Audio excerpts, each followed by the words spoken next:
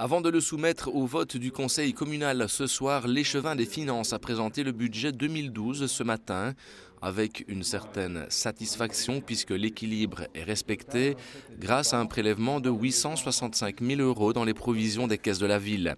Un budget que Jean-François Istas qualifie de prudent. C'est un budget en équilibre, sans augmentation du taux des taxes, donc sans effort demandé aux Verviétois. Je crois que dans le contexte économique et social actuel, c'est une bonne nouvelle pour tous les Verviétois.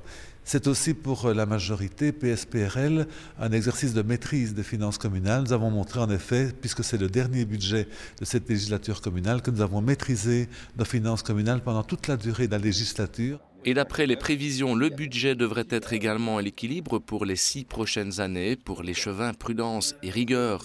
Cela ne veut pas dire austérité. Verviers veut garder une capacité d'investissement.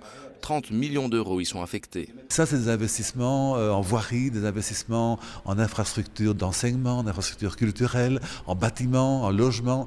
Donc cela montre que, outre ce qui a déjà été fait, pensez à la crèche qui existe maintenant à la Tourelle, outre donc ces gros investissements qui sont réalisés, je pense encore à l'hôtel de ville, je pense à la maison de police d'Anzival et d'Audimont, ça montre que si on est rigoureux sur le budget, on investit en même temps de façon productive pour l'avenir de Verviers. Face à l'absence de rentrée financière importante liée à l'activité économique, Verviers tente de maîtriser ses dépenses mais constate une augmentation du poste affecté au personnel, 22 millions sur un budget de 72 millions d'euros. La masse salariale a tendance à fortement augmenter, mais ce n'est pas dû aux agents, c'est dû en fait aux cotisations de pension et cotisations de sécurité sociale et autres qui sont en forte augmentation. Et ça, c'est là qu'on voit le reflet évidemment du contexte économique et social actuel. La majorité présente donc un budget à l'équilibre, sur le papier bien sûr. Reste évidemment à réaliser ce budget en évitant tout dérapage.